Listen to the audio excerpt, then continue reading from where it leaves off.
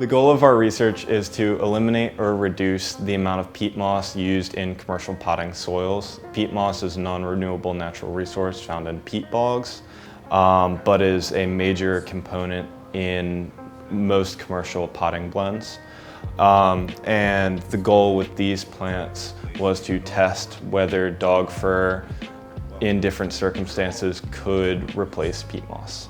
So I'll say I'm really excited about this project, working with the dog fur. So I want to give credit to a former student, Zoe Long. She had this idea using dog fur as a part of potting soil, which I thought was kind of crazy. And I sort of said, okay, you know, I don't really have a lot of hope that this will do anything interesting, but you know, sure, it seems like a well-designed experiment. Let's give it a shot.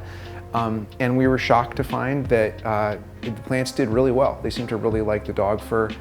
Dr. Ramage has been incredible. We've worked pretty much hand in hand on this project. The hardest part of this was cutting up the fur for all of the 300 some pots.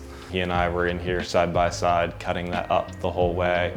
And so far we've got a pretty clear message that plants love growing in dog fur, which is just really cool because it's a waste product. Every Petco or PetSmart grooming salon in the country throws out a few garbage bags every day, pretty much.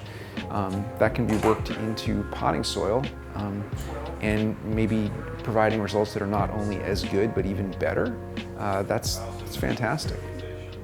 I'd love to continue this project. We actually just planted mustard plants that we're trying outside, and then I'm going to actually compare the effects of the fur to a commercial fertilizer that I'll be applying weekly and track growth to figure out if the fur is a slow release or a faster release.